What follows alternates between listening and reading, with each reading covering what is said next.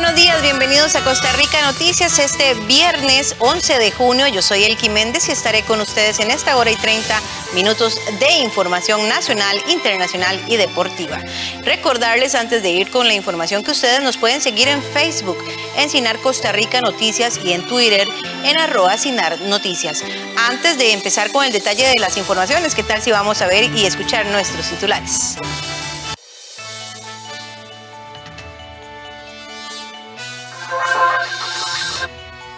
Región Centroamericana recibirá una donación de $110 millones por parte de España, Estados Unidos y la Unión Europea para tratar el fenómeno de la migración. Banco de Leche urge de donadoras. En los últimos meses no han logrado llegar a la meta de recolección de leche materna de la que dependen unos 300 bebés en estado delicado de salud. La Euro dará señales de relativa normalidad. Los 11 estadios donde se jugará el evento recibirán entre 9.500 y 68.000 aficionados. Un fiscal anticorrupción peruano pidió el jueves prisión preventiva para la candidata derechista Keiko Fujimori. Más de 200 migrantes indocumentados que buscaban cruzar irregularmente hacia Estados Unidos fueron hallados el miércoles en 2 viviendas de la fronteriza ciudad Juárez, en el norte de México. La región centroamericana recibirá una donación de $110 millones por parte de España, Estados Unidos y la Unión Europea para tratar el fenómeno de la migración. Así se dio a conocer este jueves en el marco de la cumbre extraordinaria de jefes y gobiernos de los países miembros del Sistema de Integración Centroamericana SICA, quienes se reunieron en el Hotel Intercontinental en nuestro país.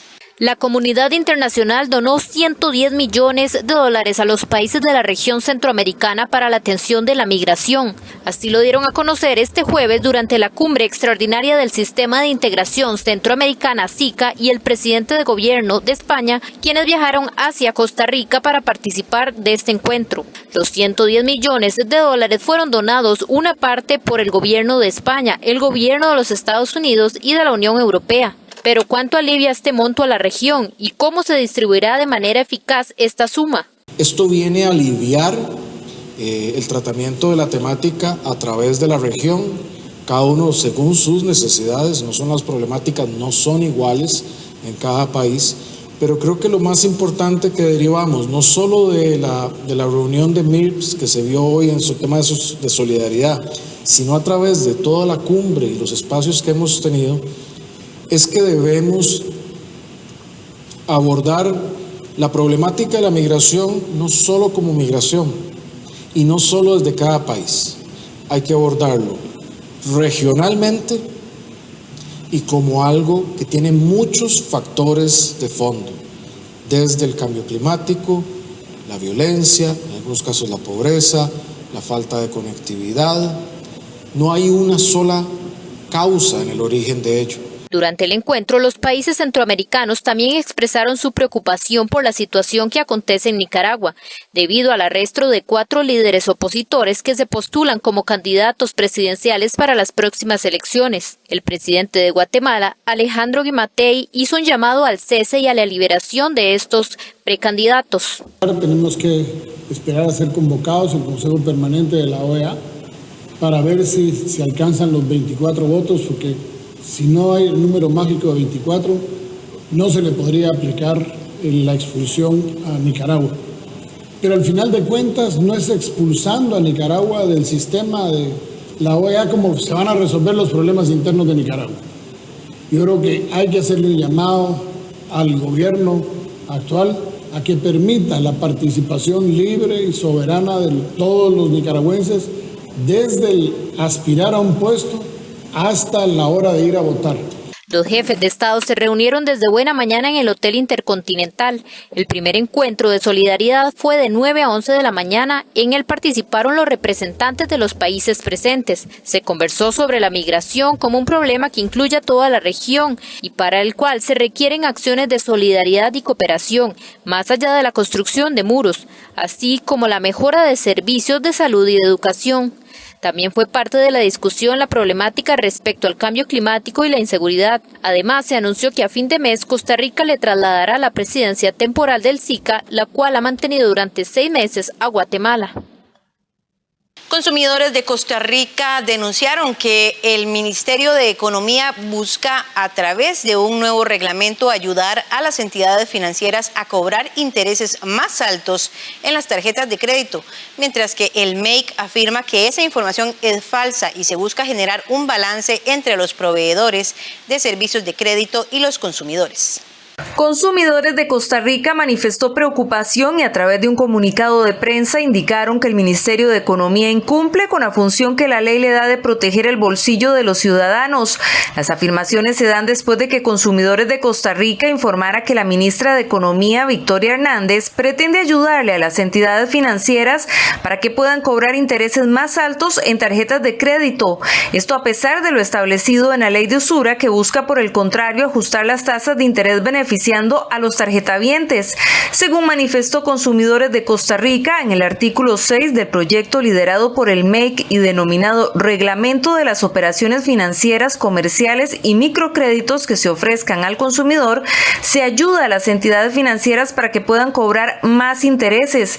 Según Consumidores, el texto manifiesta que la tasa de interés calculada por el Banco Central de Costa Rica aplicará para los contratos, negocios o transacciones efectuados, formalizados o desembolsados en el semestre siguiente a su publicación.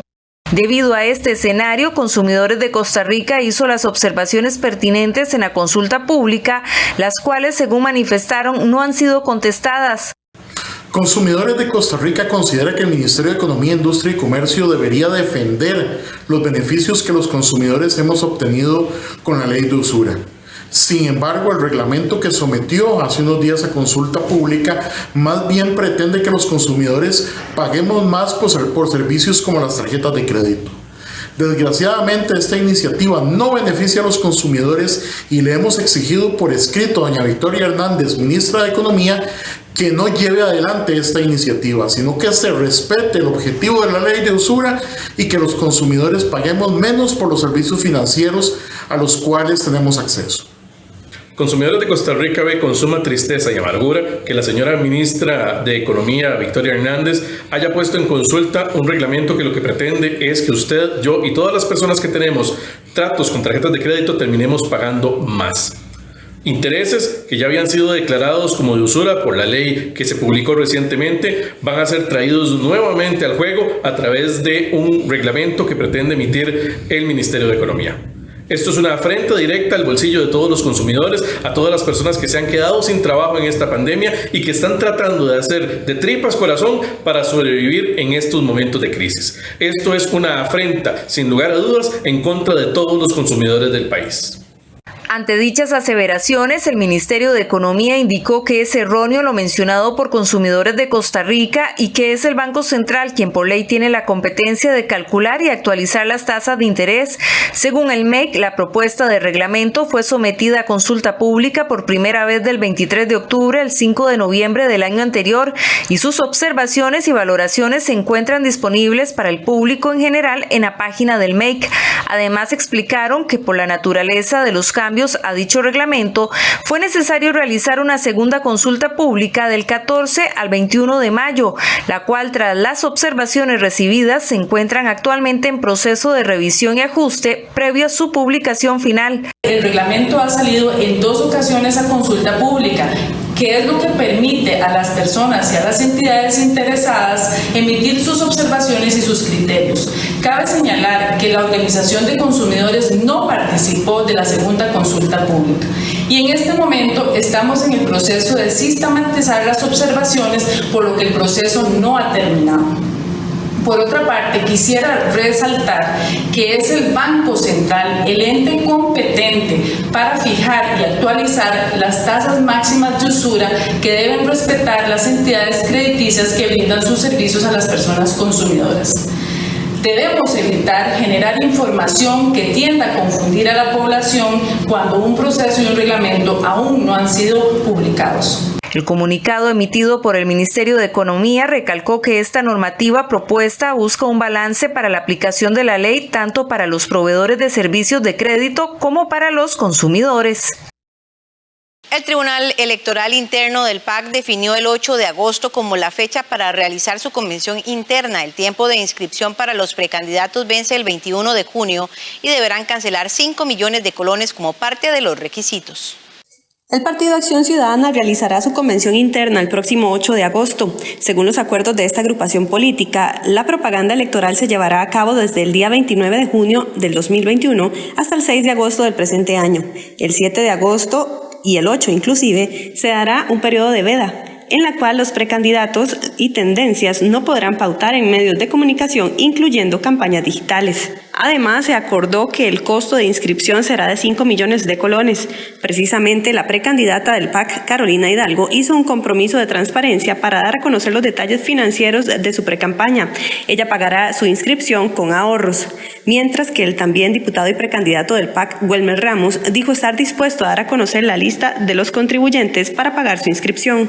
Transparentar las cuentas de la pre-campaña. Recordemos que eso es un tema que el Tribunal Supremo de Elecciones todavía no tiene regulado y mi invitación es a que podamos generar informes mensuales de quiénes son nuestros donantes y subirnos en nuestras redes o página web.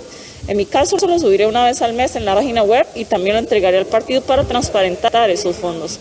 El segundo tiene que ser, o el planteamiento va en la línea de utilizar cuentas oficiales que el partido nos entrega a las candidaturas para que el trasiego de las donaciones y los fondos que manejamos sean de total transparencia y control del partido.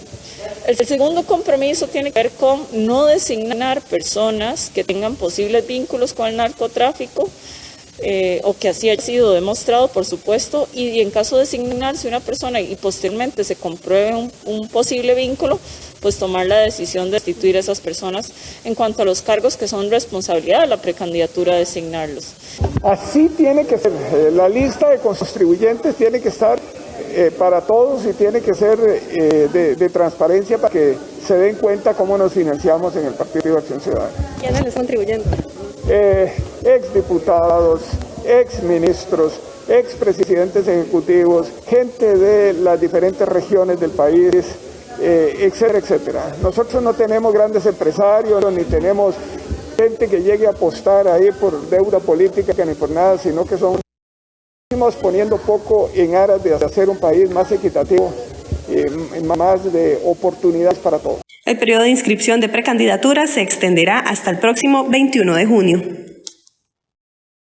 Costa Rica se convierte en el primer país de Centroamérica en proporcionar una prueba para identificar si el virus de papiloma humano desencadenará en un cáncer cervical.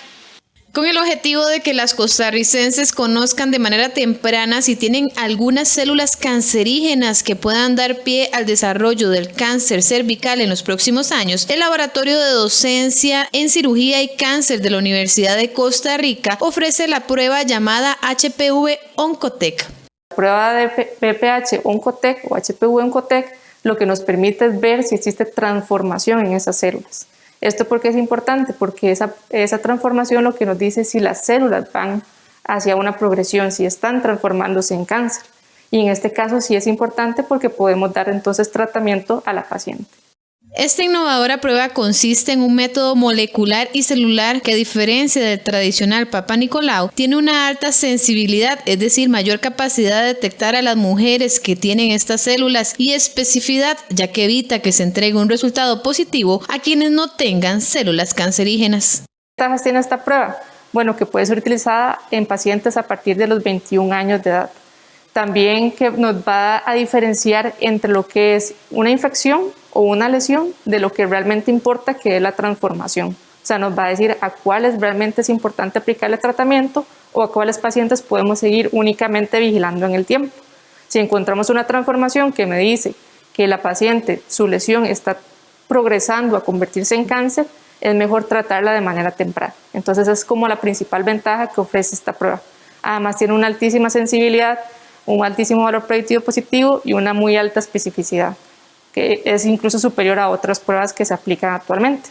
Este análisis, al ser reciente la introducción en el país y usar una tecnología de alto nivel, por el momento solo se ofrecerá a nivel privado mediante la venta de servicios. No obstante, la UCR planea exponer la iniciativa a la Caja Costarricense del Seguro Social para que esta institución la valore y, si lo considera conveniente y factible, pueda darse de manera gratuita a la población. La muestra que se utiliza es una citología líquida cervical, que es la misma muestra que se recolecta a las pacientes cuando se van a realizar un Papá Nicolau. Las campañas de vacunación contra la COVID-19 se mantendrán el fin de semana, en especial para personas del grupo 3 con factores de riesgo. La periodista Andrea González nos trae el detalle desde Cartago. Muy buenos días, Andrea. Bienvenida a Costa Rica Noticias.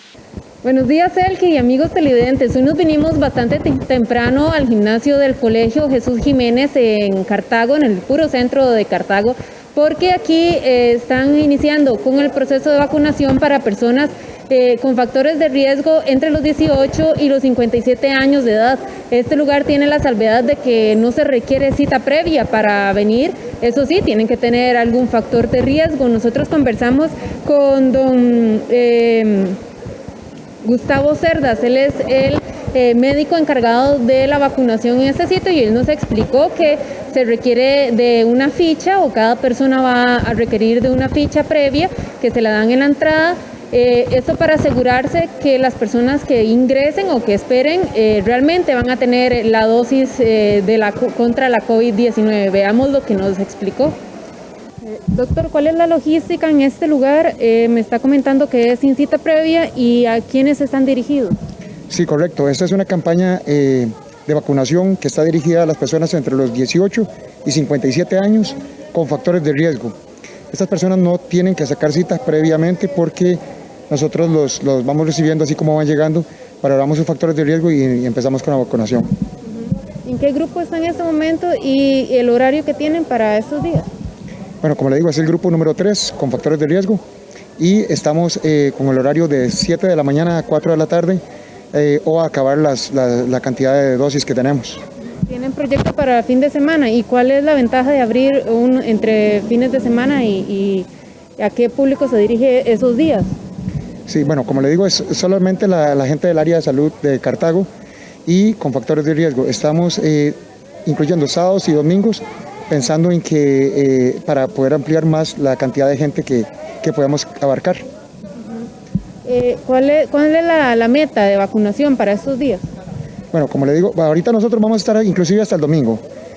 Vamos a tratar de abarcar todo lo que se pueda en ese tiempo. Estamos vacunando aproximadamente de 250 a 300 dosis por día. Y es que el proceso de vacunación para el fin de semana se extiende para habilitar o darle oportunidad a aquellas personas del grupo 3 con factores de riesgo, que es como el grupo más fuerte de trabajadores, que tengan la oportunidad de acercarse y obtener la vacuna sin problema alguno. Hay otros sitios también acá mismo, en el resto del país hay vacunatorios que están disponibles también, que van a tener campaña de vacunación para el fin de semana. Entre ellos está en Santo Domingo de Heredia, en el colegio Yurubistí, este sábado y domingo, entre las 8 de la mañana y la 1 de la tarde. Habrá personas, se vacunará a personas entre 30 y 57 años de edad con factores de riesgo, esto sin cita previa. En Paseo de las Flores también, este sábado y domingo, habrá una campaña de vacunación entre las 8 de la mañana y las 2 de la tarde para el área de salud de Los Lagos, La Aurora, Lagunilla, Barrial, Guararí y Milpa. Esto para personas entre 18 y 57 años de edad con factores de riesgo. También acá no se va a requerir la cita previa. En Paseo Metrópoli, ya en Cartago, el área de salud del Guarco de Cartago estará vacunando en Paseo Metrópoli. Esta es una colaboración del sector privado también. A personas de riesgo entre los 12 y los 57 años de edad y tendrán un área especial para docentes. En este lugar sí se va a requerir cita y tienen una meta de llegar a vacunar hasta 1,000 personas entre estos 2 días, entre las 8 de la mañana y 4 de la tarde. En este lugar en total estarán funcionando 12 funcionarios o estarán atendiendo 12 funcionarios para lograr así la vacunación y lograr esta meta. Les recordamos que por favor no se acerque a los sitios de vacunación si no corresponde a esa área de salud. Por ejemplo, acá en este gimnasio será el área de salud de Cartago, prácticamente todos los EBAIS de Cartago, pero si usted no corresponde a esa área de salud, no se acerque porque no va a ser atendido. Sus datos requieren de estar en el sistema de salud incluidos y usted debería tener también algún factor de riesgo para poder ser atendido y garantizarse así una vacuna contra la COVID-19. Recordarle sí también que esté atento, no todos los vacunatorios estarán abiertos el fin de semana, pero sí buena parte de ellos. Ustedes tienen mucha más información allá en el estudio principal. El Banco de Leche Materna necesita con urgencia donadoras. Al regresar de la pausa le contamos cómo las interesadas pueden donar.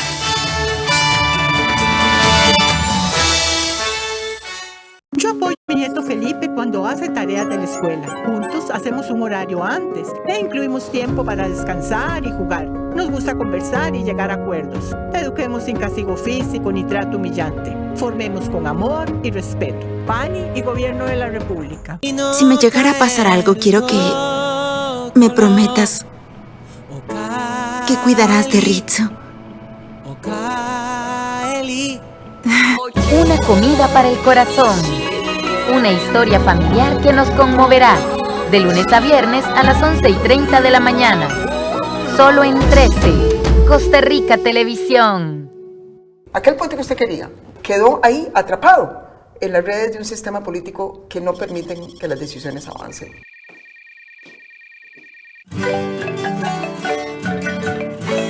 No tengo dinero ni nada que dar. ¡Venga, cálleme usted! ¡Venga, cálleme usted! A la primera institución que recurre es a la municipalidad, aunque el problema no sea la municipalidad.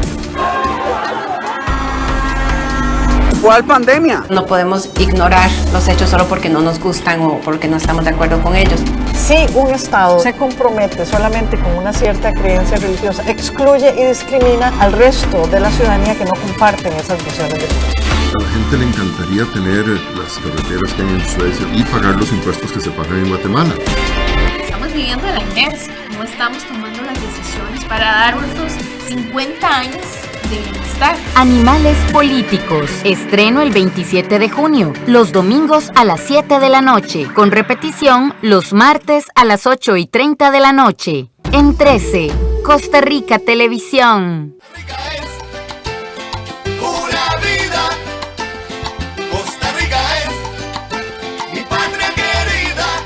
Es viernes y es fin de semana y en Café Nacional invitamos para que nos acompañe porque vamos a estar preparando una parrillada para la celebración del Día del Padre. En la segunda hora del programa viene la niña Lupita y vamos a necesitar estos materiales para que puedan hacer algo muy entretenido. Un pueblo en marcha pero sin apuros. Costa Rica, Costa Rica, Costa Rica.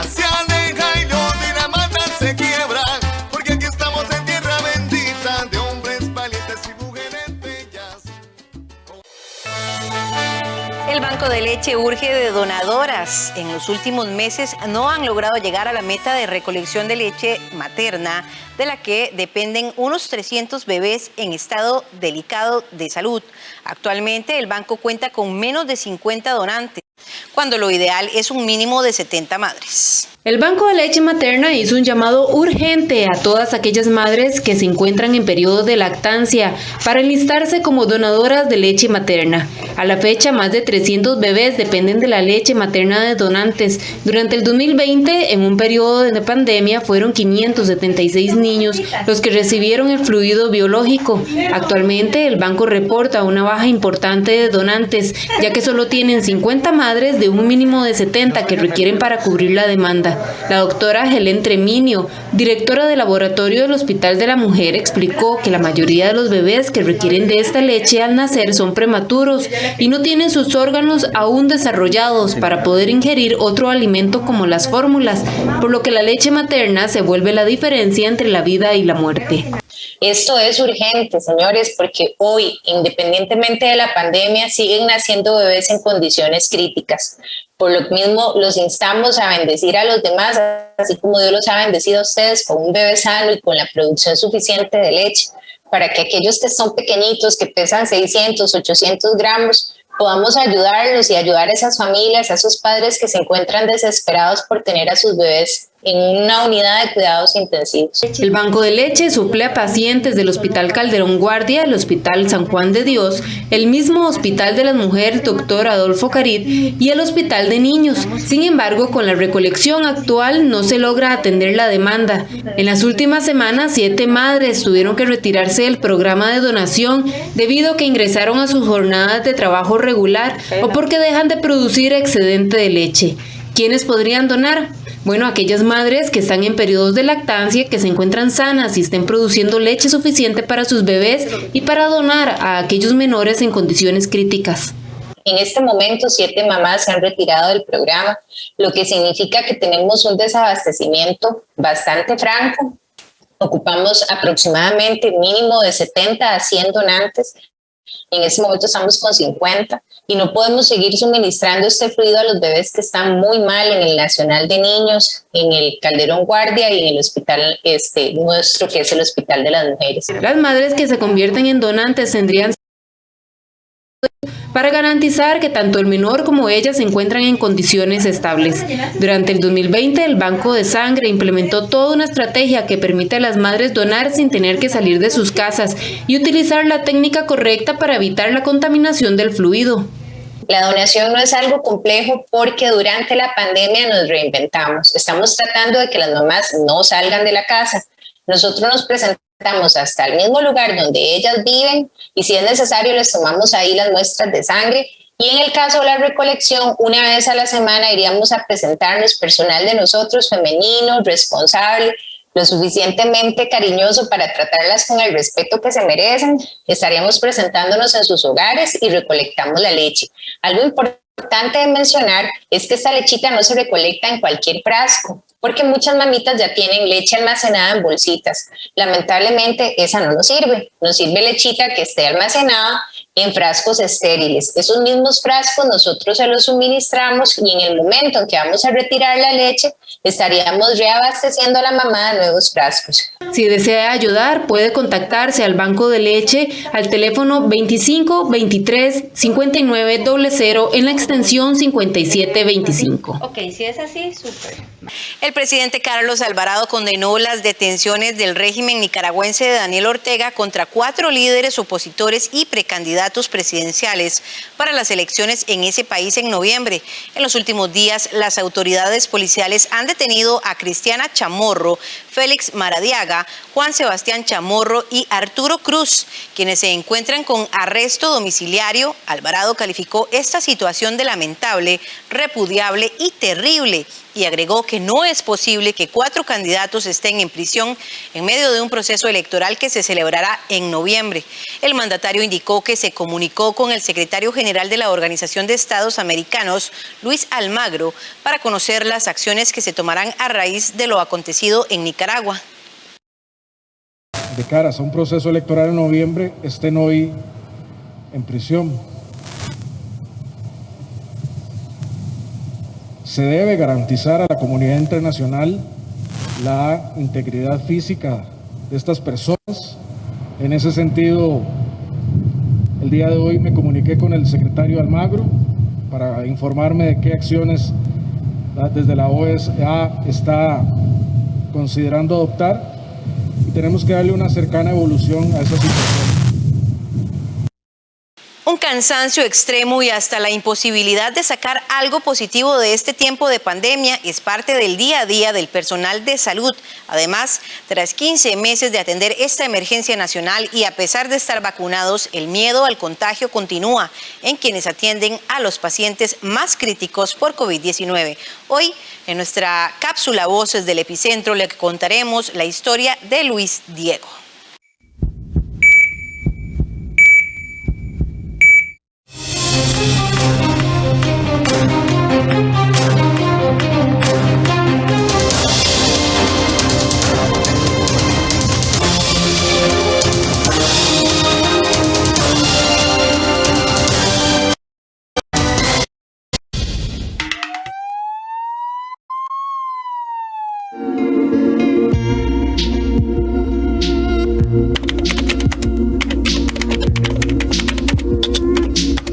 Y lo peor de todo es que se vuelve muy común lidiar a diario con el sufrimiento de cada paciente que ingresa, el no saber qué va a hacer ese paciente, porque el COVID, a lo que yo he visto, a lo que yo he entendido, es algo que no tiene un orden específico.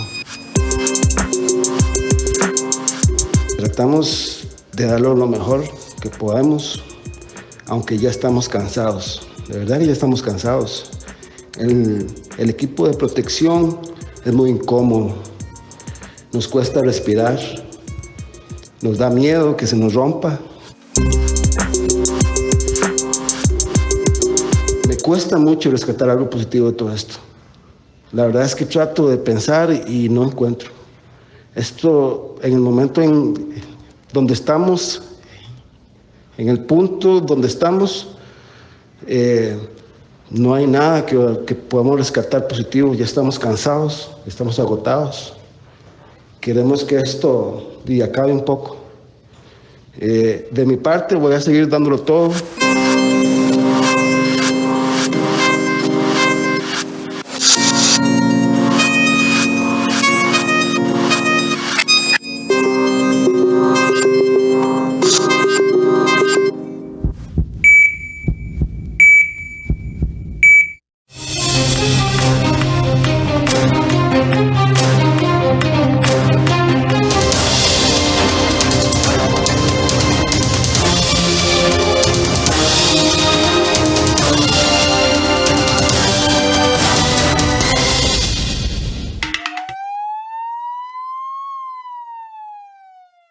En los últimos 4 meses, la policía aprehendió en el aeropuerto Juan Santamaría a 224 personas por presentar pruebas negativas de COVID-19 falsas para poder viajar. Quienes cometen este delito se exponen a sanciones de cárcel que va de 1 a 6 años o el pago de sanciones económicas.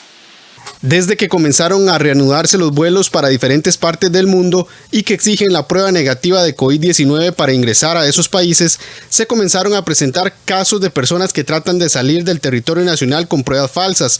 De acuerdo con la Fiscalía Adjunta de Alajuela, desde el 2 de febrero hasta el 8 de junio anterior, han tramitado 226 casos relacionados con estos documentos falsos, mientras que la Policía Aeroportuaria realizó la aprehensión de 224 personas aparentemente por cometer este delito entre el 22 de febrero del 2021 a la fecha. De acuerdo con el abogado y ex juez Eduardo Acuña, el delito se puede sancionar con montos económicos o bien con la cárcel. La persona tiene 2 o 3 posibilidades. La primera es someterse a una reparación integral del daño, mediante lo cual da una contribución a una organización no gubernamental que anda entre los $300 y $400 y la persona queda libre, pero con el antecedente de haber optado por una solución alterna que le impide en los próximos 5 años volver a utilizar este tipo de figuras como la conciliación, la reparación del daño o la suspensión del proceso de prueba. El caso más reciente se presentó este martes cuando la policía detuvo a 2 costarricenses de apellidos Porras Zúñiga y Morales Mora, quienes dijeron ser asesores del presidente de El Salvador, Nayib Bukele. Tras el proceso en flagrancia, el Poder Judicial confirmó esta tarde que acordaron con el Ministerio Público una medida alterna a la suspensión del proceso a prueba por el plazo de 2 años, con las siguientes condiciones: mantener el domicilio fijo en el país, no cometer nuevo delito doloso en plazo de 2 años y cancelar una suma dineraria a favor de una institución de bien social que vence el día 15 de junio del 2021 la cancelación. De acuerdo con el ex juez Acuña, si se determina que además de utilizar el documento falso, también lo confeccionan las personas que cometen este hecho, el delito se agrava. Investigarse por parte de la Fiscalía quién o quiénes están falsificando estos documentos para someterlos a una acusación por el delito de falsificación de documentos. Esto en el entendido de que haya personas que vendan y que esas pruebas son las que se presentan en el aeropuerto, porque existe también la posibilidad de que se trate de que la misma persona que va a viajar haya confeccionado o falsificado la prueba que presenta. Los casos son detectados por la policía, quienes dan aviso al Ministerio de Salud y luego a la Fiscalía. La Defensoría de los Habitantes cuestionó la lentitud con la que el Ministerio de Justicia está realizando el traslado de privados de libertad de las celdas del OIJ. Incluso advirtió de la posibilidad que se presenten suspensiones de audiencias debido a este problema. Estas son fotografías de la inspección que realizó la Defensora de los Habitantes, Catalina Crespo, en las celdas del OIJ en San José el pasado martes. La intención de la visita era corroborar las condiciones en las que se encuentran los privados de libertad, pero además en las que laboran los funcionarios judiciales. Ese día, la Defensoría detectó que habían 156 personas privadas de libertad con más de 72 horas allí, aun cuando esas celdas solo pueden ser utilizadas para menos tiempo que ese. Ante esto, cuestionaron la lentitud con la que el Ministerio de Justicia está trasladando a los privados de libertad a los centros penitenciarios, incluso señalando posibles suspensiones de audiencias judiciales debido a este colapso en las celdas. La Defensoría de los Habitantes advierte sobre la eventual suspensión de audiencias judiciales por el colapso que presentan las celdas del OIJ. Y es por ello que pedimos cuentas a la ministra de Justicia Paz, a la señora Fiorella Salazar. Para la Defensoría es fundamental que se detallen las razones por las cuales no se está cumpliendo el plazo de 72 horas. Flavio Quesada, secretario general de la Policía Judicial, indicó que hasta este miércoles habían 205 personas que se encuentran en celdas judiciales y que ya tienen una situación jurídica resuelta, pero que no han sido trasladados. Esto es muy grave. Tenemos ya, de acuerdo al último informe de hace unos minutos, tenemos ya saturación de celdas en el segundo circuito judicial, donde ya incluso informamos a las autoridades judiciales que no vamos a poder realizar los juicios que no sean estrictamente necesarios por su plazo perentorio. Esto quiere decir que si un juicio tiene como vencimiento la medida cautelar hoy, entonces a esa persona la vamos a sacar del centro penal, la vamos a llevar a la sala de juicio y de la sala de juicio la tenemos que llevar directamente al centro penal. Estamos violentando con esto los derechos de las personas detenidas, estamos aumentando el riesgo que nosotros tenemos que asumir en el organismo y por ende contar con mayor cantidad de personal que pueda contener a estas personas. Además del segundo circuito judicial en Goicoechea, también zonas como Garavito, San Ramón, Sarapiquí y el primer circuito judicial en San José se encuentran colapsadas. Por su parte, la viceministra de Justicia y Paz, Viviana Boza, señaló que están buscando soluciones. También indicaron que la lentitud del proceso de traslados se debe a órdenes judiciales de cierre de centros, órdenes sanitarias por casos COVID y aislamiento de los privados de libertad que llegan de celdas judiciales o que hayan salido a procesos judiciales. Desde el Ministerio de Justicia y Paz hemos puesto en el centro de nuestra gestión a la persona privada de libertad y es por eso que estamos garantizando y buscando más y mejores espacios que funcionen como sitios de aislamiento para la atención de la pandemia. Y con esto nuestro objetivo es poder garantizar los ingresos de la población privada de libertad que se encuentra en celdas judiciales. El OIJ presentó entre el año 2020 y este año más de 70 recursos de amparo debido a este problema. Vamos a una pausa y al regresar venimos con el repaso deportivo. Quédese con nosotros.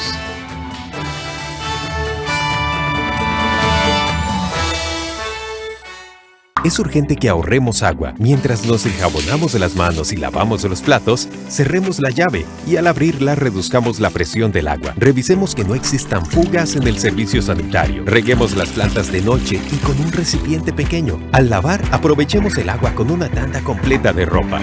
Por su seguridad y la protección ante el COVID-19, comprometámonos con el ahorro de agua. AIA, 60 años de llevar salud y bienestar.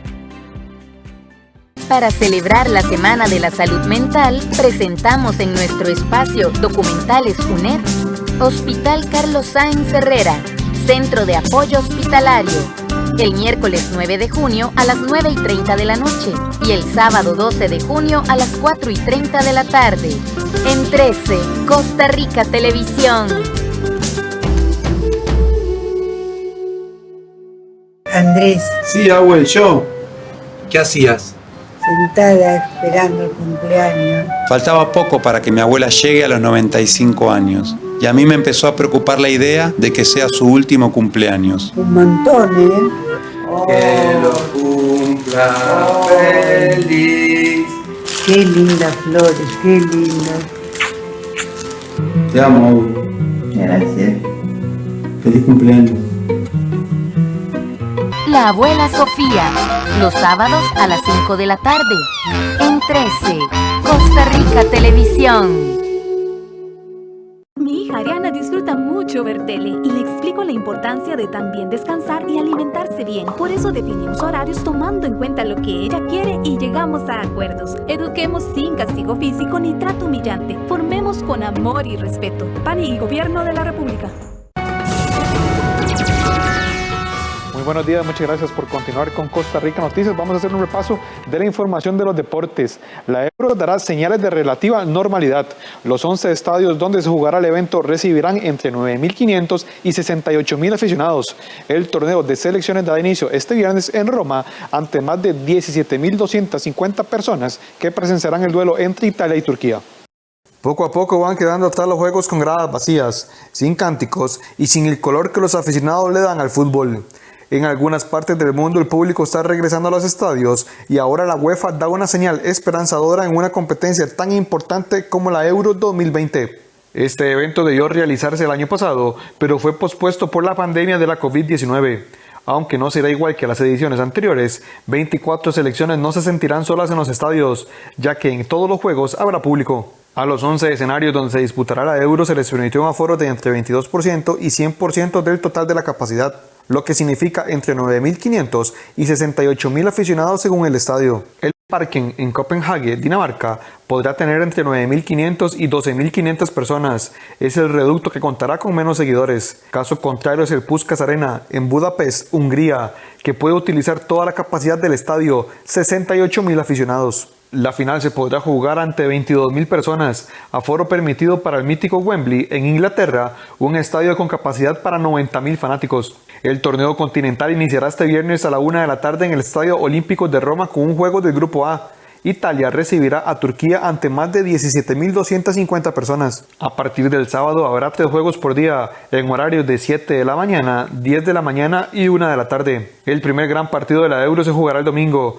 cuando el subcampeón del mundo, Croacia, visite a uno de los favoritos al título, Inglaterra. Uno de los choques más esperados se dará el martes, cuando se enfrenten los últimos 2 campeones mundiales, Francia y Alemania, en Múnich. Los franceses son los principales favoritos, junto a Portugal, actual monarcas del certamen continental. Galos y lusos están encuadrados en el Grupo A, junto a los alemanes y a la selección de Hungría. Es decir, por lo menos uno de los 3 grandes de Europa podría despedirse del torneo en la primera instancia. Los 24 equipos están divididos en 6 grupos. Los 2 primeros y los 4 mejores terceros clasificarán a octavos de final. El certamen terminará el 11 de julio con la final que se disputará en Wembley, Inglaterra. La Federación Costarricense de Fútbol no encuentra un camino claro hacia Qatar. La destitución de Ronald González es una muestra más de los desaciertos del ente en el proceso de cara a la próxima Copa del Mundo. La selección nacional asistió a los últimos 2 mundiales y en uno de ellos, el de Brasil 2014, hizo historia al meterse en cuartos de final. Aunque en Rusia 2018 tuvo una actuación desteñida, asistir a una Copa del Mundo ya es una obligación para la tricolor y algo que espera la dirigencia del fútbol nacional, patrocinadores, jugadores y afición. No obstante, la Federación Costarricense de Fútbol no ha encontrado mejor camino a Qatar 2022 y la salida de Ronald González del banquillo es la última muestra de ello. Luego de la salida de Óscar Ramírez tras la eliminación en primera fase del Mundial de Rusia 2018, la Fedefútbol acumula error tras error en su idea de montar un proceso. Hoy la Sele no tiene técnico tras la salida de González, quien sustituyó al uruguayo Gustavo Matosas, quien estuvo poco menos de un año perdido, al igual que el año y medio que estuvo el costarricense. A menos de un mes para el inicio de la Copa Oro se busca entrenador. Quien llegue tendrá 3 semanas o menos para prepararse para el torneo, solo con entrenamientos y sin fogueos. La Copa Oro será el evento previo a lo más importante, la eliminatoria, que iniciará en septiembre y que no pinta nada bien, ya que posiblemente el primer juego sea en Panamá. Luego la Sele recibirá a México y a Jamaica. Luego en octubre jugará de visita en Honduras y en Estados Unidos. Tenemos que hacerle frente. Somos hombres, somos gente grande, tenemos que hacerle frente. El pueblo y nosotros siempre nos exigimos ganar la Copa Oro y vamos a ir por eso. Yo no creo que Costa Rica vaya por menos. Vamos a intentarlo hacerlo de la mejor manera y ya después de la Copa Oro pensaremos en lo que viene eliminatoria, pero primero lo que tenemos más directo es la Copa Oro y vamos a tratar de hacer un buen papel. La clasificación a los 2 mundiales anteriores se logró gracias a la estabilidad en el banquillo. Para Brasil 2014, el colombiano Jorge Luis Pinto tomó el equipo 3 años antes, al igual que lo hizo Óscar Ramírez para el Mundial de Rusia 2018. La eliminatoria será un empezar de cero para la selección. Aún se puede encontrar el camino, pero depende de que la Fedefútbol acierte esta vez y nombre a un técnico que logre llegar al destino. El Comité Olímpico Nacional cumplió con el objetivo de llevar un mínimo de 10 atletas a Tokio 2020, aunque el número podría aumentar ya que hay posibilidades de lograr otros clasificados en atletismo, judo, voleibol de playa y boxeo. Atletas como Emanuel Niño, Gerald Drummond, Neri Brenes y Roberto Sawyers, además de los seleccionados de voleibol de playa Karen Cup y Natalia Alfaro, el judoka Ignacio Sancho y la boxeadora Valeria Cárdenas todavía tienen esperanzas de clasificarse a Tokio 2020. En el atletismo hay hasta 3 torneos donde estos ticos podrían conseguir el objetivo, en una de ellas este mismo fin de semana, y todavía se está a la espera de un wildcard que se ha atrasado en llegar para el boxeo femenino. En el caso de boxeo específicamente tenemos la esperanza, todavía tenemos la esperanza de que nos den una plaza principalmente en femenino. Ya deberíamos de haber recibido alguna notificación. Sin embargo, la Federación Internacional de Boxeo ha estado intervenida por el COI y hay una fuerza de trabajo que asignó el Comité Olímpico Internacional y tenemos una pequeña esperanza de que todavía nos asigne una plaza, pero bueno, eso todavía no está comprobado. Además de eso, tenemos la posibilidad todavía en atletismo de colocar algunos atletas más que están luchando por ganar ranking, por ganar puntos, etcétera. Y esperamos esos, ojalá unos 2, ojalá 3 plazas más en atletismo y en voleibol playa, que sería voleibol playa femenino, que sería la posibilidad que tendríamos ya para cerrar la delegación de Costa Rica. Este es el primer ciclo olímpico en el que Costa Rica logra obtener la clasificación de 8 atletas. En el pasado el mayor número fue de 6 atletas que cumplieron con las marcas respectivas para estar en Londres y Río. Para el Comité Olímpico Nacional este es un número muy positivo, tomando en cuenta el gran obstáculo que significó la pandemia. Acá hicimos una estrategia a nivel de federaciones, a nivel de atletas, prestando equipamiento, buscando las posibilidades de mantenerlos activos, motivados. Cuesta mucho, la gente encerrada en sus casas, atletas tal vez no tienen las condiciones, el espacio físico, buscando todas las estrategias que se pudieran llevar a cabo. Prestamos incluso material biomecánico, pesas, etcétera, etcétera, para que mantuvieran algún tipo de actividad durante el periodo de pandemia. Realmente no ha sido nada fácil. Los atletas demuestran su resiliencia al estar en la adversidad. También muchos de ellos han sacado aún más su casta para lograr estas clasificaciones que creemos que tienen muchísimo valor por toda esta situación también que estamos pasando. Según supo Costa Rica Noticias, finalmente las delegaciones que estarán viajando a los Olímpicos y Paralímpicos de Tokio serán vacunados este mismo viernes. Después de demostrar un gran nivel en los 3 campeonatos internacionales realizados en nuestro país hace unas semanas, la joven selección de tenis de mesa fue invitada a México a realizar un campamento donde podrán compensar la falta de torneos internacionales del último año. 5 jóvenes tenismesistas nacionales que demostraron el gran nivel logrado por Costa Rica en el proceso que inició hace casi un lustro, fueron invitados a un campamento a México, país potencia en este deporte en la región, donde se enfrentarán a los mejores del país.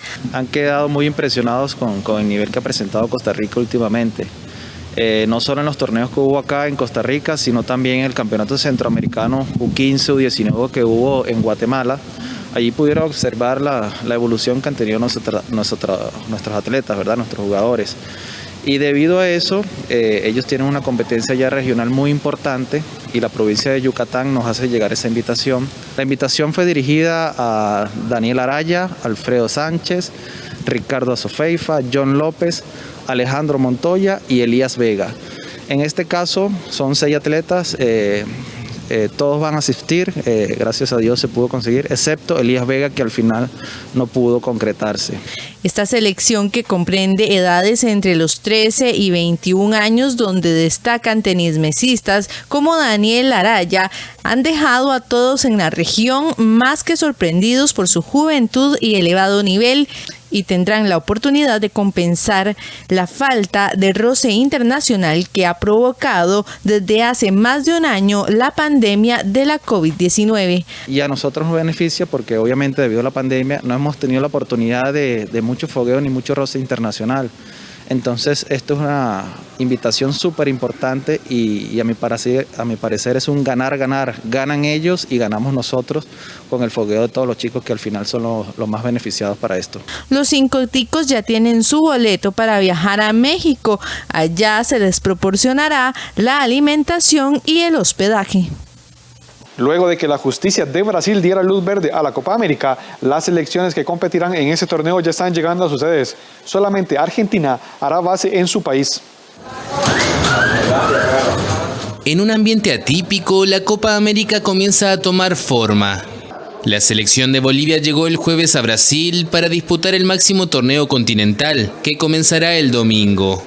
La verde viene con viento en la camiseta tras una positiva doble jornada de las eliminatorias, en las que cosechó 4 puntos gracias a una victoria ante Venezuela en La Paz y un empate a domicilio en Chile.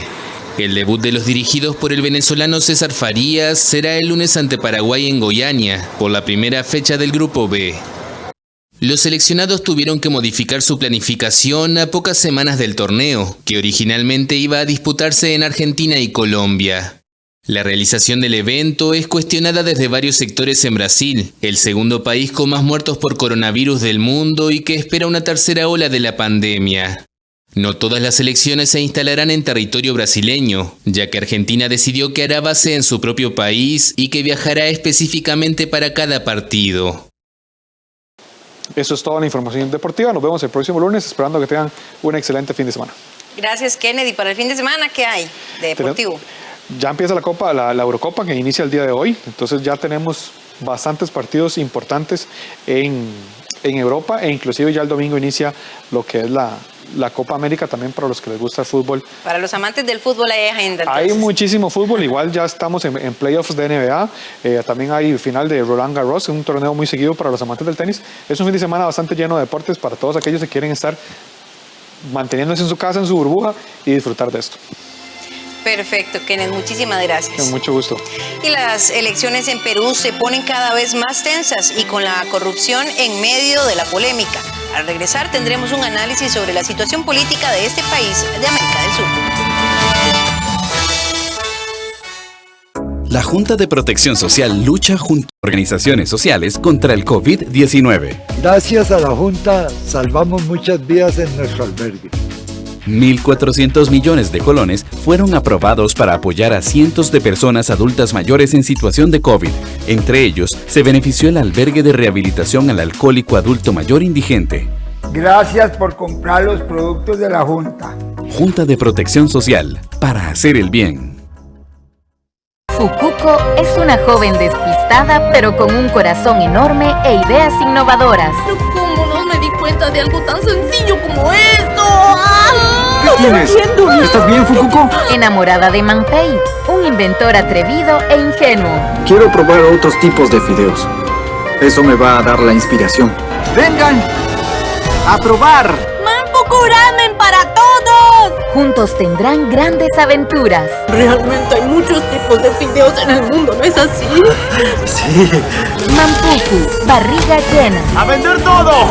Estreno el 16 de junio, de lunes a viernes a las 11:30 de la mañana. En 13, Costa Rica Televisión. La Lengua es un barrio sinónimo de resistencia política y descontento social en plena capital chilena. Esta semana en RT Reporta, una lengua entre la ley y el crimen. Muchos carteles de droga. Eso es lo que tengo entendido, que hay bastante, hay todo un tema, por eso hay un tema social detrás de ese tema de narcotráfico. Lunes 14 de junio, 9:30 de la noche. Por 13, Costa Rica Televisión.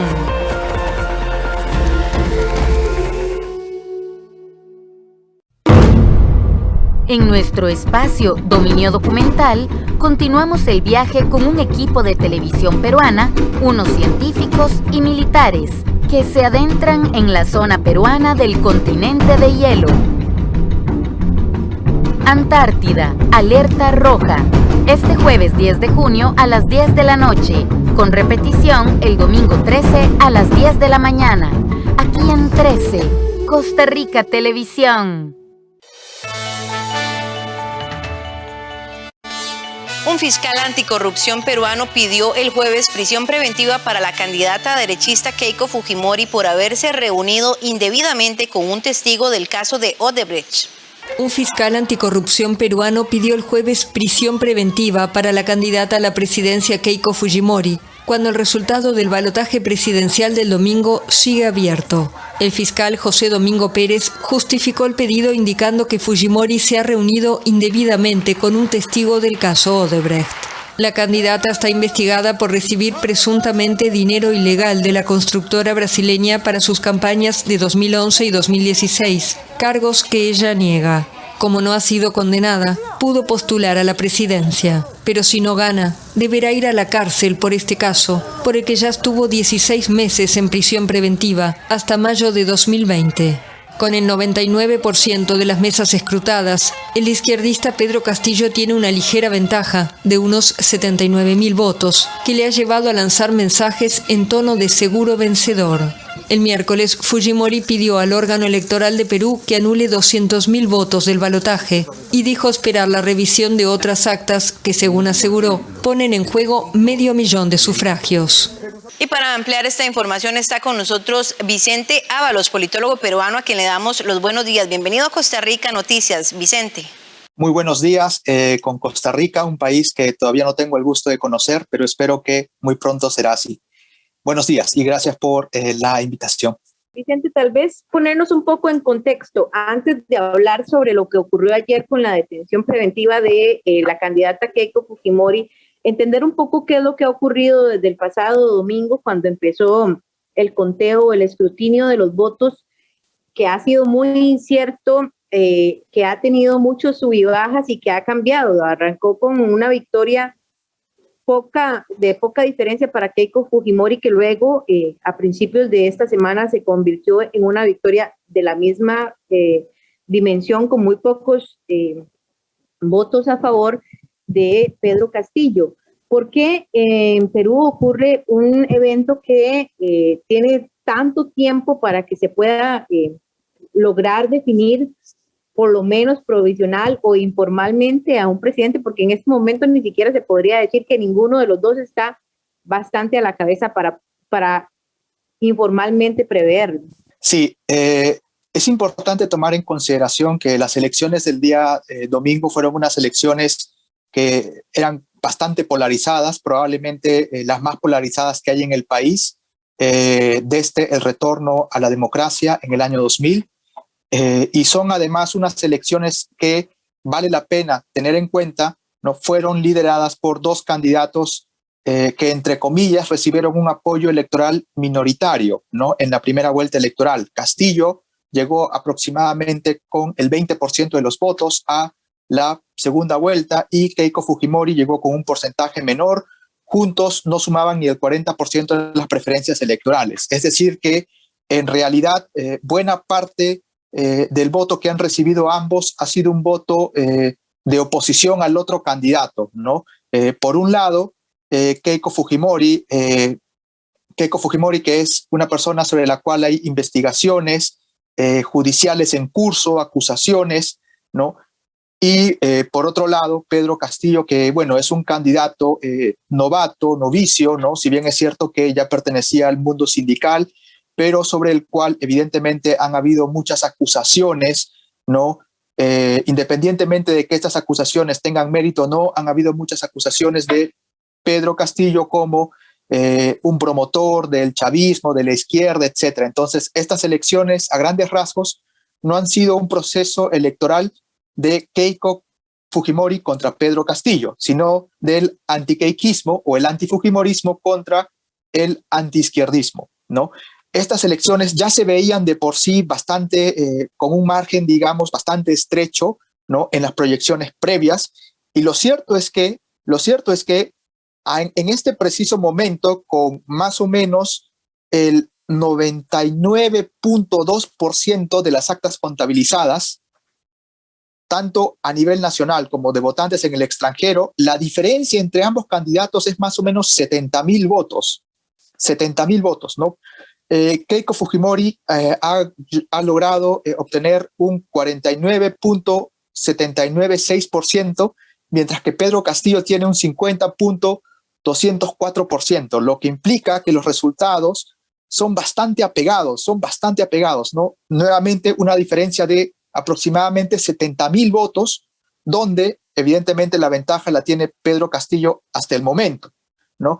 Ahora, si bien es cierto que con esta cantidad, digamos, de actas contabilizadas, ya podríamos asumir, digamos, ¿no? Que muy probablemente Castillo sería el próximo presidente del Perú. Lo cierto es que en el caso peruano está ocurriendo algo que anteriormente, algo que es relativamente nuevo, ¿no?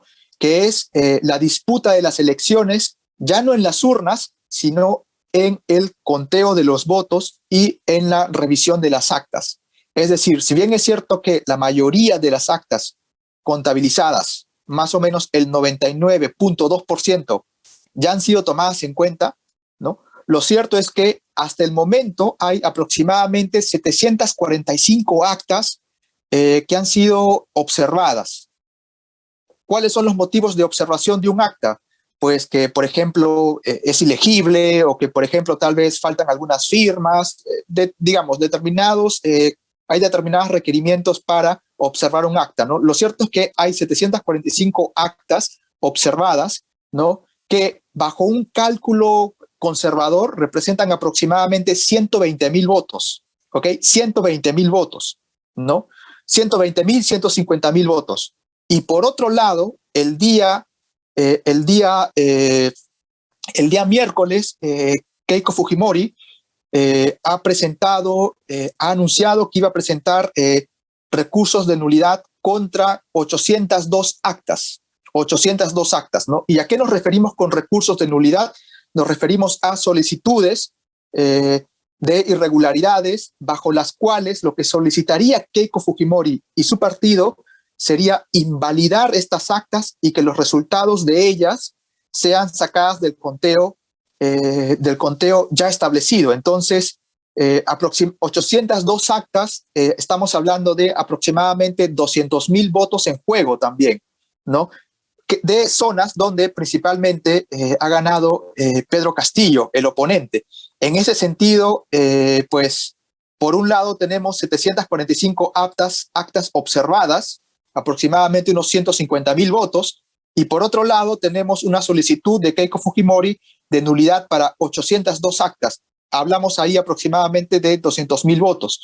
Entonces tenemos aproximadamente unos 350,000 votos que informalmente están todavía pendientes de resolución o entre comillas en veremos. En ese sentido, si bien es cierto que la diferencia entre Pedro Castillo y Keiko Fujimori es hasta el momento de 70,000 votos con ventaja de Castillo, lo cierto es que la cantidad de votos en este momento que están siendo observados o que van a ser puestos, digamos, en un eventual proceso de nulidad, lo cierto es que aproximadamente 350,000 votos es una cantidad sustancial, jugosa, que evidentemente puede voltear la cancha a favor de Keiko Fujimori.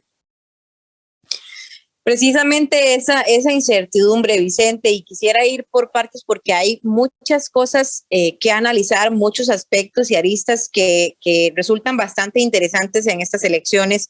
Ya hablamos, pronto hablaremos de estas mesas que quiere anular Keiko Fujimori, pero antes de eso usted decía algo muy interesante y precisamente es esa división de ideas, de posiciones que tienen la población peruana. Vimos como en una primera ronda terminaron eligiendo entre muchos candidatos presidenciales a Keiko Fujimori y a Pedro Castillo. Eso nos empieza a decir algo también y pareciera que la población peruana está polarizada entre, como usted lo mencionaba, ¿verdad? La derecha, ultraderecha y un poco también la izquierda o el socialismo. Ahora bien, cada uno tiene pues sus posturas a favor en cuanto a estas ideologías políticas, pero también en Perú hay unas posturas muy marcadas en contra entre ambos.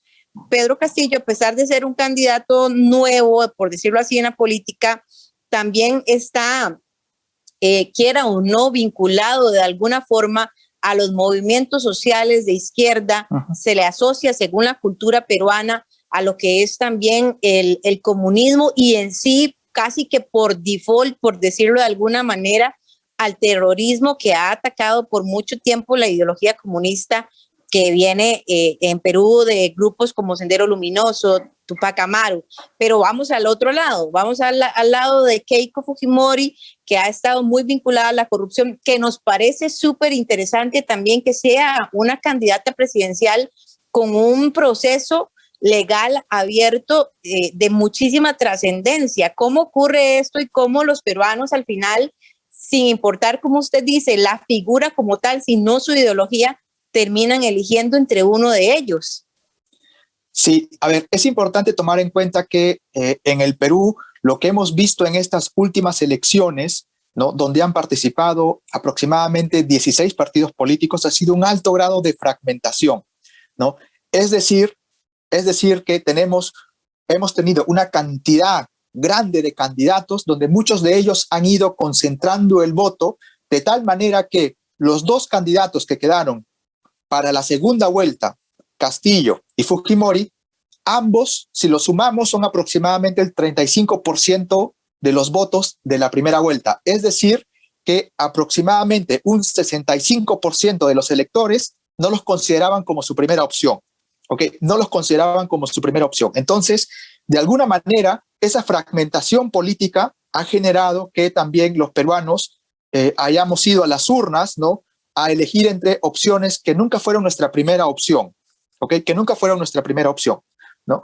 Es importante también tomar en consideración, ¿no?, que, a ver, si bien es cierto que estas son unas elecciones bastante polarizadas, ¿no?, por las preferencias electorales, estas elecciones hasta cierto punto también son, podríamos decir, son un referéndum respecto al modelo económico actual, ¿no? Desde más o menos, desde que el padre de Keiko Fujimori, Alberto Fujimori, expresidente del Perú, asumió la presidencia, el modelo económico peruano sustentado en la Constitución de 1993 es un modelo, entre comillas, ¿no?, pues de libre mercado, que tiene una tendencia muy grande a las exportaciones y donde además el sector primario exportador es muy importante, ¿no? Desafortunadamente, el modelo económico como tal, si bien es cierto que ha generado, digamos, una modernización, el fenómeno, digamos,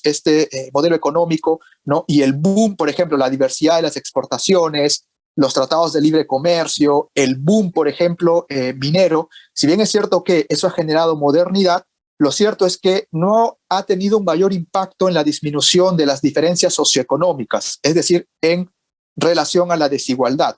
Es más, muchas de las personas que ¿no? Se beneficiaron de este crecimiento económico y que salieron de la pobreza, ¿no? Entraron a una clase de, podríamos decir, clase media vulnerable, ¿no? En una economía donde pues el mayor porcentaje de la economía peruana es bastante informal, ¿no? Y además, si tomamos en consideración la pandemia, que ha sumido al país pues, en una crisis económica grave, donde muchas personas han perdido sus empleos, donde hay mayor precariedad dentro de aquellos que han logrado conservar su empleo, pues vamos a ver que han quedado muchas dudas respecto a la validez del modelo económico por parte de muchos peruanos. Esto también es importante considerarlo a la luz de los acontecimientos regionales, es decir, en Chile, por ejemplo, ¿no? Que es uno de los países, modelos respecto al libre mercado, etcétera. Pues Chile el año pasado pues tuvo un conjunto de protestas sociales que cuestionaban el modelo económico y de hecho en Chile se va a escribir pronto una nueva constitución. Hemos visto también que en Colombia, que es nuestro vecino del norte, han habido un conjunto de protestas que, si bien es cierto, iniciaron por intentos de una reforma tributaria, eran protestas que al final terminaron materializando, ¿no?, las dudas y el descontento de buena parte de la población con el modelo económico. Entonces, eso también hay que entenderlo en este marco regional, digamos, ¿no?, donde lo que ha hecho la pandemia, a grandes rasgos, ha sido evidenciar las fragilidades y las limitaciones de un modelo económico que, si bien es cierto, trae modernización y si bien es cierto que a nivel macro, por ejemplo, no trae cifras atractivas y buenas cifras, no se puede negar que han habido avances, también es cierto que es un modelo que no ha tenido mayor impacto en la disminución de la desigualdad, ¿no? Y esto la pandemia lo ha sacado a luz. Sí, de hecho, eso que usted habla sobre la economía es muy interesante y bueno, también se deja ver mucho que muchos de los votantes ni siquiera es por el tema del comunismo o de la igualdad de derechos en muchos de los servicios que deberían ser buenos, públicos y buenos, ¿verdad? Sino también un poco decepcionado de la situación que ya ha arrastrado políticamente el país en Perú. Hay datos muy interesantes como lo de la vacancia y cosas que realmente el hecho de que los últimos, por lo menos que hayan 6 expresidentes en Perú que tengan procesos legales abiertos, también les dice a los peruanos que algo debe cambiar, que algo tiene que cambiar un poco el rumbo en cuanto a las futuras administraciones. Esos datos me parecen a mí muy interesantes y destacables, pero también me parece interesante que a pesar de la situación que se vive en Perú políticamente y de la poca credibilidad que han generado algunos de estos presidentes del pasado, los peruanos siguen votando, los índices de votos son bastante altos, la abstinencia es muy, muy, muy poca y eso es interesante también incluso en donde en muchas ocasiones, como usted lo dice, ni Keiko ni Pedro han sido los favoritos de gran cantidad de la población peruana. Es cierto, ambos no han sido los favoritos de la mayoría de la población peruana, pero una vez que llegamos a este escenario de competencia de segunda vuelta entre 2 candidatos que de por sí ya eran impopulares, ¿no? Lo cierto es que los peruanos han tenido que nuevamente, ¿no?, hacer esta elección entre lo que consideran el mal menor, ¿no? Y esto del mal menor es algo a lo que ya a grandes rasgos los peruanos están no solo acostumbrados, sino que además implica un nivel de polarización, ¿no? Porque cuando tú eliges el mal menor, lo que uno hace es elegir, digamos, ¿no?, por oposición a otro, ¿no? Es decir, comparas entre 2 candidatos y eliges quién de ellos, entre comillas, es el menos dañino, ¿no? Esto evidentemente en el Perú, ¿no?, considerando las tendencias, digamos, tan asimétricas entre Keiko Fujimori y Pedro Castillo, ha llevado una polarización en la cual Keiko Fujimori, por ejemplo, para sus detractores, ¿no?, es vista, por ejemplo, como pues la continuidad de la corrupción, como la legitimidad del gobierno de su padre, que ha sido muy cuestionado y que en este momento está cumpliendo, ha sido sentenciado por diversos crímenes, ¿no? Además, como la legitimización de un conjunto de prácticas, entre comillas, desleales, ¿no?, que el fujimorismo aplicó en los últimos dos parlamentos, especialmente en el penúltimo, ¿no? Pero por otro lado, ¿no? En un país donde, entre comillas, ¿no? Traumatizado con la violencia política, pues Pedro Castillo también ha sido visto por sus detractores, ¿no? Como una legitimización, por ejemplo, ¿no? De ideologías o de movimientos que le hacen daño al país, ¿no? Como una extensión, digamos, como un brazo peruano del chavismo, ¿no? Entonces, ambos candidatos han reavivado pasiones muy fuertes, ¿no? Por un lado, ¿no? Aquellos que se oponen a Keiko por todo el legado histórico, por todo lo que ella representa en términos, digamos, ¿no? De prácticas poco democráticas, y por otro lado, entre aquellos que ven a Pedro Castillo como una amenaza en general para el modelo económico, ¿no? Entonces, ambas cosas han generado pasiones muy fuertes, ¿no? Y de hecho, estas son probablemente las elecciones más polarizadas en lo que va del siglo XXI, ¿no? Las más polarizadas, ¿no? Otra cosa que es importante, que usted mencionó y que no quisiera dejar por alto, ¿no? Es que usted menciona que, por ejemplo, ¿no? Keiko Fujimori es una candidata que evidentemente está en un proceso abierto, ¿no? Un proceso abierto, ¿no? Judicial por varios crímenes, ¿no? A ella la fiscalía le ha solicitado aproximadamente 30 años de prisión, que es una cantidad de tiempo muy elevada, ¿no?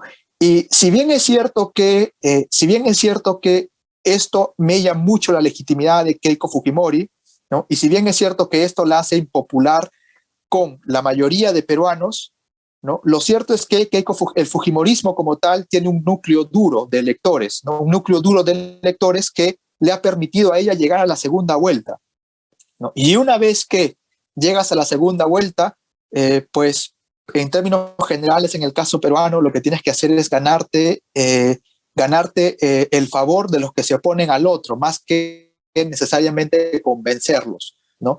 Pero bueno, nuevamente, ¿no? Ambas opciones han despertado muchas pasiones, ¿no? Lo peligroso de ambas opciones es que ambas han dejado abierto o ambas han insinuado abiertamente la posibilidad de fraude. Días antes de las elecciones, Pedro Castillo y el Partido Perú Libre, por el cual él postula, ¿no? Ya habían, entre ellas, avisado a sus miembros, a sus simpatizantes, de que estén alertas, de que podía haber un fraude, etcétera, ¿no?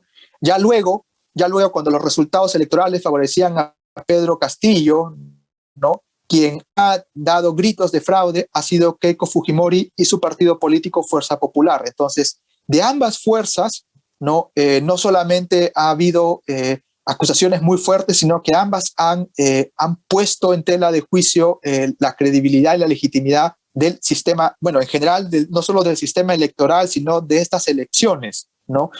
Hay que tomar en cuenta que tampoco es la primera vez que en el Perú tenemos un resultado tan apretado. En las elecciones del año 2016, en la segunda vuelta, Keiko Fujimori perdió la presidencia por aproximadamente 40,000 votos. 40,000 votos es un resultado muy apretado también, ¿no?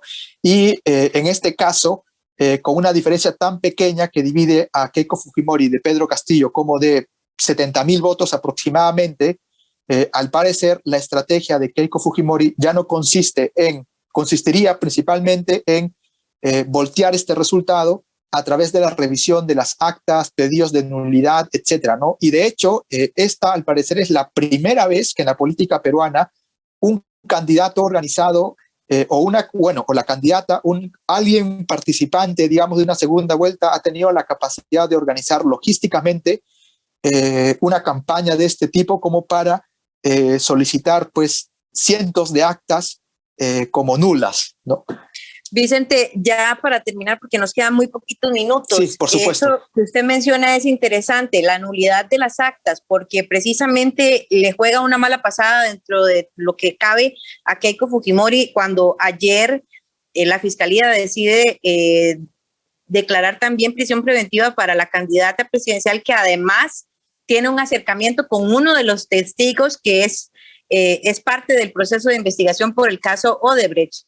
Pues parece un poco absurdo que ella, sabiendo que no tiene acceso a los testigos, lo haya utilizado como uno de los legales para defender esta apelación que hace de las actas, y es lo que la pone otra vez en un problema fiscal bastante importante. ¿Cómo perjudica esto el proceso? ¿O no tiene nada que ver? Porque además ella, con esto de resultar presidenta, lo que buscaba también era una inmunidad en estos procesos. Sí, bueno, lo cierto es que el hecho de que Keiko, por ejemplo, no haya apelado, ¿no?, a una persona con la que supuestamente tenía prohibido estar en contacto, demuestra que hasta cierto punto un grado de desesperación por parte de Keiko Fujimori, no solamente para que las personas que nos están viendo lo puedan entender. Keiko Fujimori pues estaba en prisión preventiva hasta el año pasado, ¿no? El año pasado fue excarcelada por una resolución del Poder Judicial, según la cual una de las condiciones era que ella no esté en comunicación ni en contacto con testigos involucrados en el caso por el cual ella había sido encarcelada, ¿no? Y pues el día miércoles, ¿no?, ella estuvo en contacto, ¿no?, de hecho en una conferencia de prensa con uno de estos testigos, que es, por así decirlo, uno de los abogados del partido respecto a estos pedidos de nulidad.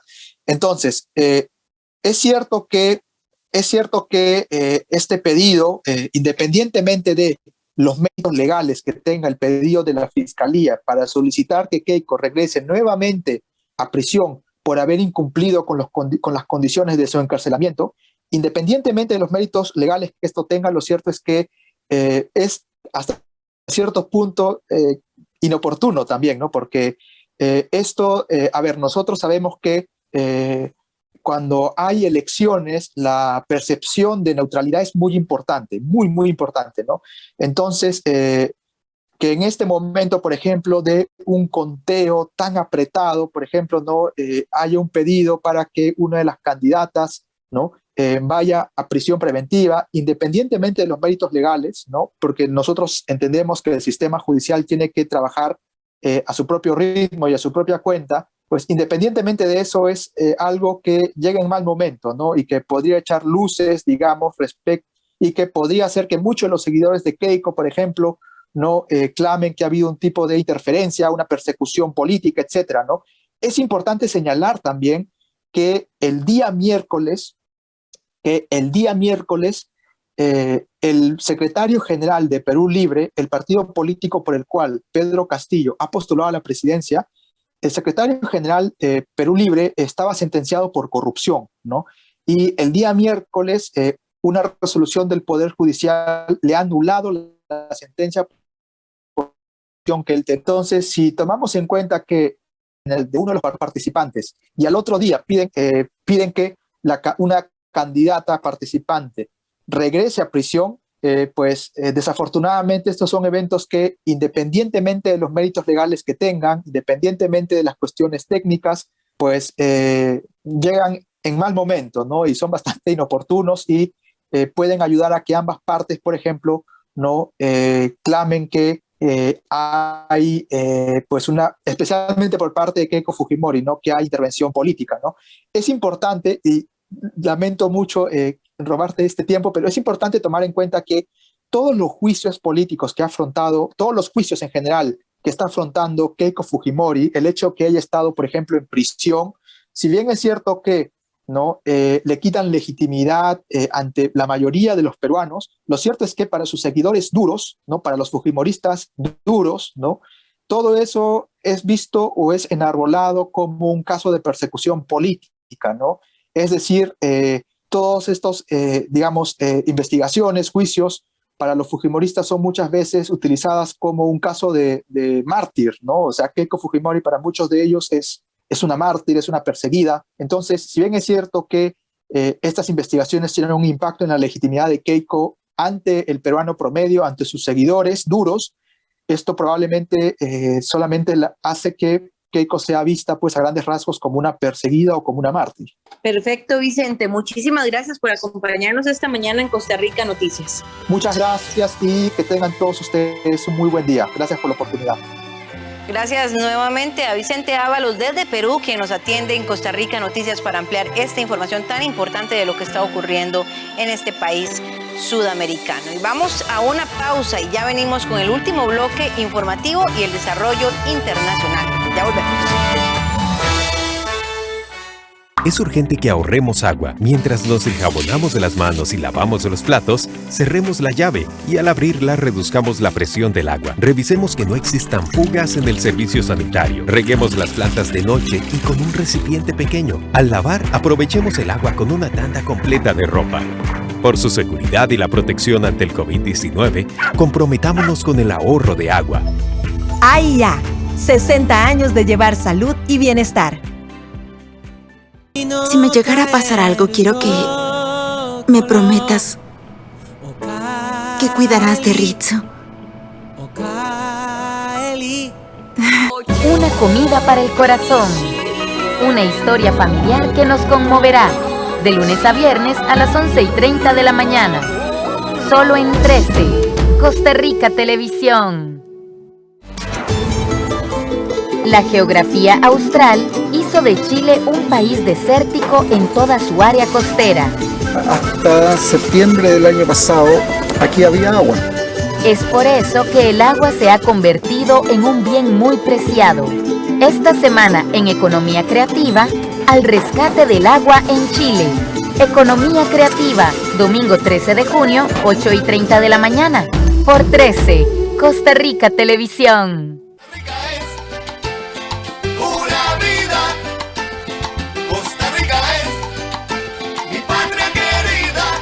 Es viernes y es fin de semana y en Café Nacional le invitamos para que nos acompañe porque vamos a estar preparando una parrillada para la celebración del Día del Padre. En la segunda hora del programa viene la niña Lupita y vamos a necesitar estos materiales para que puedan hacer algo muy entretenido. Un pueblo en marcha pero sin apuros.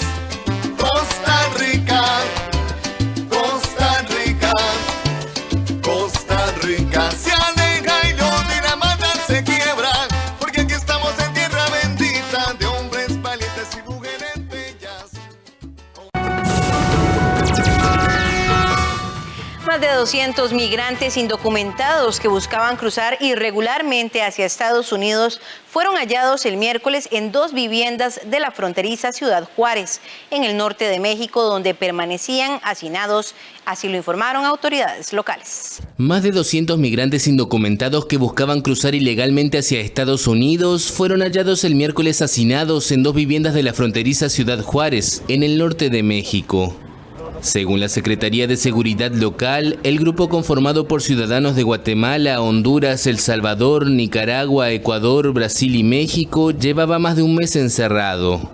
Un contingente de 140 personas estaba en un cuarto de madera de unos 25 metros cuadrados, mientras que otras 66 personas permanecían en otra vivienda dentro de una habitación de 16 metros cuadrados.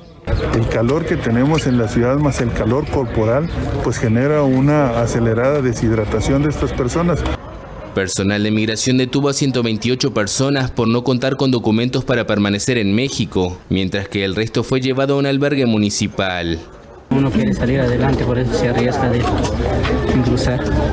El flujo de indocumentados que llega a la frontera de México con la intención de cruzar a Estados Unidos ha crecido desde que Joe Biden asumió en enero, flexibilizando las severas políticas migratorias de su predecesor Donald Trump.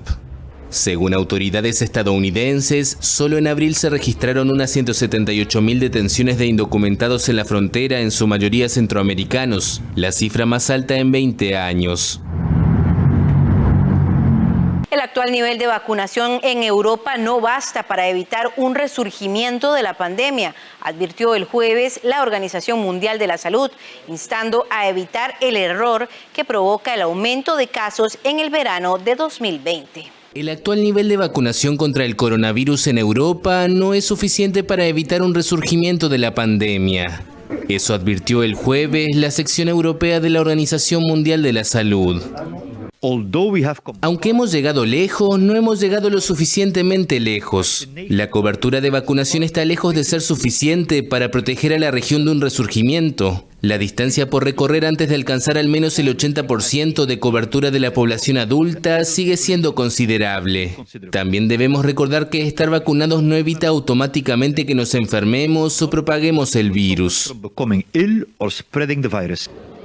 El responsable sanitario indicó que la región ha registrado un declive general de nuevos casos, hospitalizaciones y fallecimientos en los 2 últimos meses. Pero llamó a los países a evitar el error de levantar medidas prematuramente, como sucedió el pasado verano boreal. En el transcurso del verano pasado, los casos aumentaron gradualmente en los grupos de edad más jóvenes y luego se trasladaron a grupos de mayor edad, lo que contribuyó a un resurgimiento devastador, confinamientos y pérdidas de vidas en el otoño y el invierno de 2020. No volvamos a cometer ese error. Según la sección Europa de la OMS, que incluye a 53 países y territorios, algunos en Asia Central, un 30% de la población de la región ha recibido al menos una dosis de la vacuna y un 17% está completamente inmunizada. Hemos llegado al cierre de esta entrega informativa. Agradecemos su compañía y les deseamos un feliz fin de semana. Recuerde que mañana sábado usted nos puede ver y escuchar a partir de las 6 de la tarde. Buenos días.